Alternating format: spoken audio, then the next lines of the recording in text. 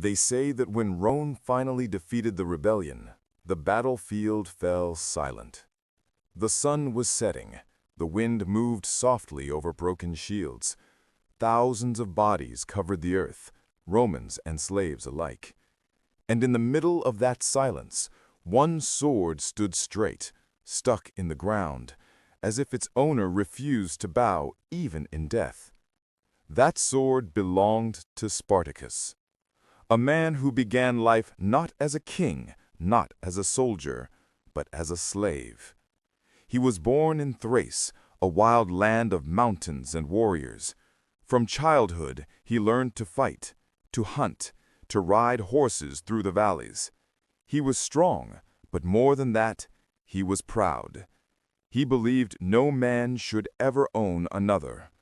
But the Romans believed otherwise. During a border war, Spartacus was captured. Iron chains bit into his wrists. He was taken across the sea, sold at a market like a tool, and bought by a rich Roman named Batiatus, owner of the most famous gladiator school in Capua. There, men were trained to kill for the pleasure of others. They fought in the arena under the hot sun, while crowds shouted for blood and victory. If they fought well, they were given bread. If they lost, they died where they fell. Every morning Spartacus woke to the sound of the whip. Every night he lay on the cold floor listening to the cries of men. The Romans called them entertainers, but Spartacus knew they were prisoners, trapped in a golden cage. He watched the guards, he studied the gates, he waited. He knew one mistake meant death, but he didn't care. He whispered to himself, "They can break my bones, but not my will." When a trainer shouted, "You belong to Rome," Spartacus quietly answered, "Not forever." He wasn't dreaming of escape, he was building one.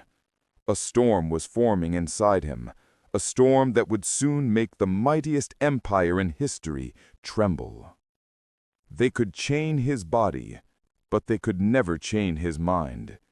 And when that mind broke free, Rome would burn. It began with a whisper. Late one night in the barracks, Spartacus spoke softly to his brothers in chains. "Tomorrow, we fight for ourselves." The men nodded. Their faces were tired, their backs scarred, but their eyes burned with the same fire. They had been forced to fight for Rome. Now they would fight for freedom. The plan was madness, 70 gladiators against hundreds of guards. Their weapons? Kitchen knives, wooden poles, and stolen blades. But Spartacus said, "Freedom is worth any weapon." At dawn, chaos exploded. The men attacked, shouting not in fear, but in fury. They broke open doors, cut down their captors, and stormed into the streets. For the first time, they were not fighting for Rome, they were fighting against it. When the sun rose, they were gone, vanishing into the hills near Mount Vesuvius, breathing the first air of freedom. At first, they were only 70, hungry, wounded, barefoot, but free. They built fires, shared stolen food, and swore an oath, "No man here will ever kneel again." Soon other slaves began arriving, from fields, from mines, from farms, men who had escaped their masters and followed the rumors. They said, "Spartacus is free, he is fighting back." In weeks, 70 became 700, then 7,000. They hunted for food, trained with stolen swords, and built camps hidden deep in the forest. Spartacus taught them discipline and mercy. He said, "We fight not for revenge, but for dignity." Rome laughed. They sent a small army to crush the foolish slaves, but Spartacus knew the land better than they did. He led his people down the mountain at night, surrounded the Romans, and destroyed them completely. It was the first true victory. The slaves cheered his name, and that night the stars above Italy seemed to shine brighter. Rome had millions of slaves, but only one dared to rise. His name was Spartacus, and he was just getting started. For months, Rome ignored the rebellion. But when news came that 3 legions had fallen to slaves, the Senate could no longer laugh. They sent new generals, men with medals and arrogance. Each promised to bring Spartacus back in chains. Each failed. Spartacus led his army like no other. He studied every hill, every river. He used fire at night to confuse the enemy. He hid in forests, attacked from behind, and disappeared again. Rome had never faced a mind like his. Soon he had more than 70,000 fighters. But they were not just men. Women and children and old slaves marched beside them. It was no longer an army, it was a people. Their dream was to cross the Alps and go home, back to Thrace, Gaul, Africa. Freedom was just beyond those snowy mountains. They began to march north. But at the foot of the Alps, everything changed. Some wanted to go home. Others, like Crixus, wanted to stay and destroy Rome itself. Spartacus warned, "Rome is endless. We must live, not die for pride." But Crixus refused. He led 30,000 men away. The Romans surrounded them and killed them all. When Spartacus saw their bodies, he buried them with his own hands. He promised justice. Rage filled him. He turned south again and defeated every army sent after him. Roman towns fell, camps burned, the Senate trembled. That's when Marcus Licinius Crassus, the richest man in Rome, took command. Cold, ruthless, patient, the perfect enemy. He built walls and trenches across the land, trapping Spartacus in southern Italy. Food vanished. Hope thinned. Some tried to escape by sea, paying pirates for ships. But the pirates betrayed them.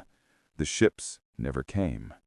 Still, Spartacus stood before his army and said, "Rome may have gold, but we have fire, and fire can burn even stone."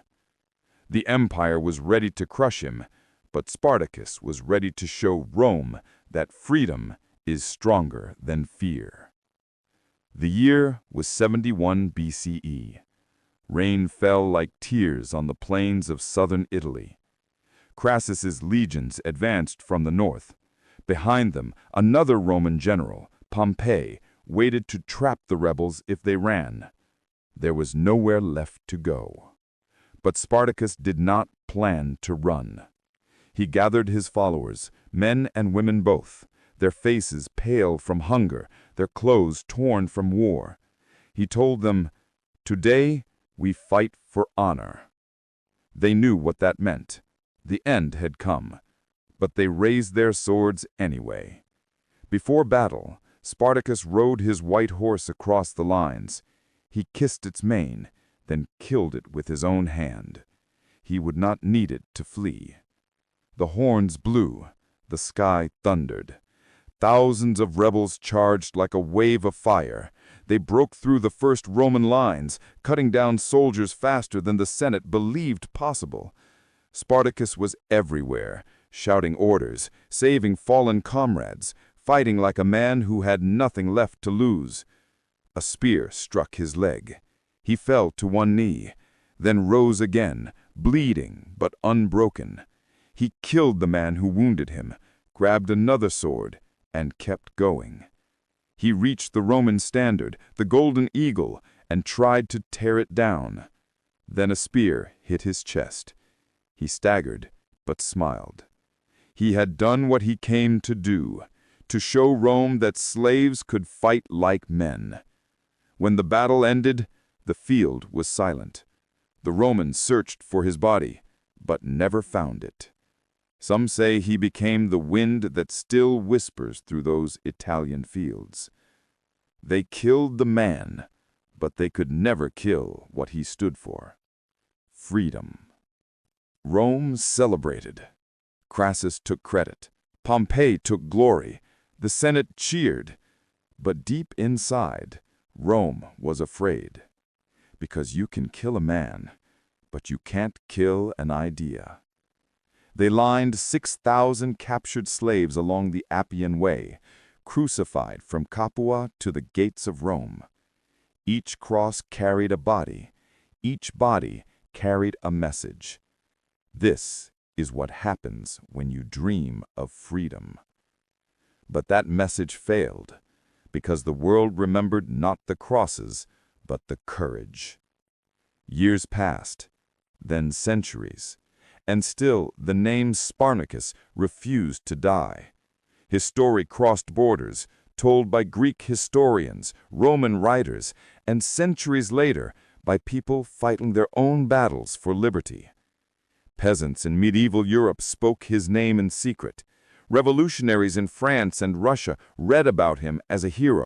Even leaders of modern nations quoted his defiance. He became more than a man. He became a mirror, showing every generation what courage looks like. And if you are learning English today, you can carry his fire too. Because every word you speak with confidence, every time you stand tall after a mistake, every time you refuse to give up, you are breaking a small chain. Language is power, knowledge is rebellion, and courage is the first step toward freedom. Spartacus proved that one voice can shake an empire. He was born a slave, he died a legend, and his spirit still walks wherever people fight for truth. Empires fall, statues crumble, but courage, true courage, never dies. Speak boldly, live freely, and carry the fire of Spartacus in your heart.